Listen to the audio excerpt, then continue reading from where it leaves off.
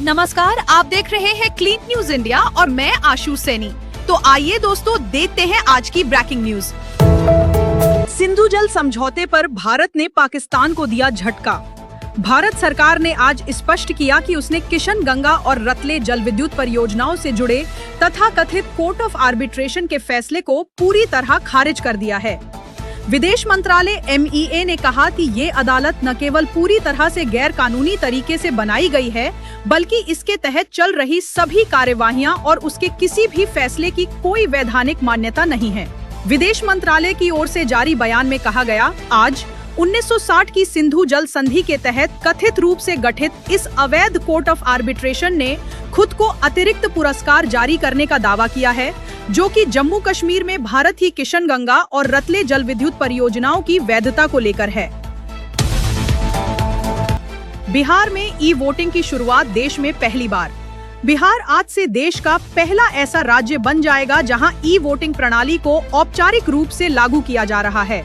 अब राज्य के मतदाता घर बैठे अपने 5G स्मार्टफोन के जरिए वोट डाल सकेंगे।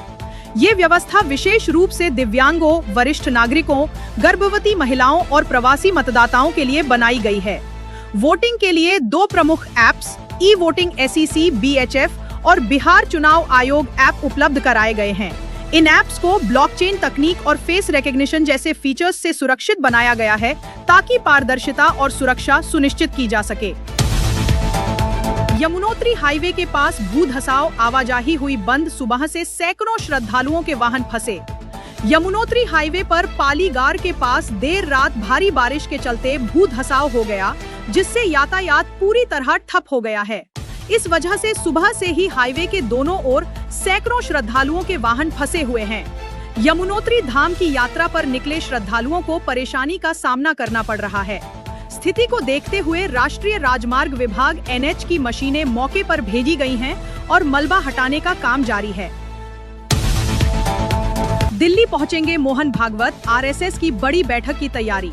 राष्ट्रीय स्वयंसेवक संघ RSS के प्रमुख मोहन भागवत आज दिल्ली पहुंचेंगे। यहां 4 से 6 जुलाई तक केशव कुंज कार्यालय में होने वाली अखिल भारतीय प्रांत प्रचारक बैठक की तैयारियों की समीक्षा करेंगे। बैठक में सर कार्यवाह दत्तात्रेय होसबाले, सहसर कार्यवाह और राष्ट्रीय कार्य विभाग प्रमुख सहित कई वरिष्ठ पदाधिकारी मौजूद रहेंगे। चर्चा के मुख्य बिंदु होंगे हाल ही में संपन्न प्रशिक्षण शिविरों की समीक्षा, वर्ष 2025-26 के शताब्दी वर्ष की योजनाएं और मोहन भागवत की भविष्य की यात्राएं।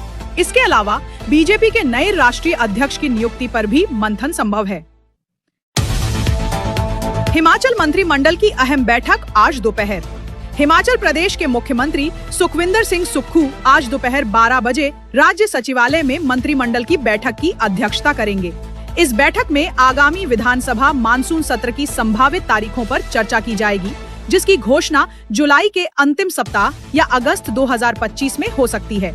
इसके साथ ही कुछ अन्य महत्वपूर्ण नीतिगत फैसलों पर भी विचार किया जाएगा। दंदरवा धाम के दौरे पर जाएंगे मध्य प्रदेश के CM मोहन यादव। मध्य प्रदेश के मुख्यमंत्री मोहन यादव आज भिंड जिले के महगांव कस्बे स्थित दंदरवा धाम का दौरा करेंगे। इससे पहले कलेक्ट्रेट कार्यालय में आयोजित समीक्षा बैठक में ऊर्जा मंत्री राकेश शुक्ला ने सभी तैयारियों को समय पर पूर्ण करने के निर्देश दिए। मंच, VIP मूवमेंट, हेलीपैड, सुरक्षा, पेयजल और ग्रीन रूम आदि व्यवस्थाओं को बेहतर बनाने के निर्देश दिए गए हैं। ये दौरा धार्मिक महत्व के साथ साथ स्थानीय विकास की योजनाओं की समीक्षा के लिए भी महत्वपूर्ण माना जा रहा है। त्रिपुरा बीजेपी अध्यक्ष चुनाव के लिए आज से नामांकन। त्रिपुरा में भाजपा के प्रदेश अध्यक्ष पद के लिए चुनाव प्रक्रिया आज से शुरू हो रही है। उम्मीदवार आज से अपने नामांकन दाखिल कर सकेंगे। ये चुनाव भाजपा के संगठनात्मक ढांचे को मजबूत करने और राष्ट्रीय अध्यक्ष चुनाव की दिशा में एक कदम माना जा रहा है। इससे स्थानीय कार्यकर्ताओं और नेताओं में खासा उत्साह देखने को मिल रहा है। बिहार पुलिस में नियुक्ति 21,391 सिपाहियों को CM देंगे ज्वाइनिंग लेटर। बिहार के मुख्यमंत्री नीतीश कुमार आज पटना के बापू सभागार में 21,391 नव चयनित सिपाहियों को नियुक्ति पत्र सौंपेंगे। 2023 में शुरू हुई इस भर्ती प्रक्रिया में 17 लाख से अधिक आवेदन आए थे। लिखित परीक्षा अगस्त 2024 में 6 चरणों में और शारीरिक दक्षता परीक्षा दिसंबर 2024 से मार्च 2025 के बीच हुई थी। इस भर्ती से बिहार पुलिस बल की क्षमता और कानून व्यवस्था दोनों को मजबूती मिलने की उम्मीद है।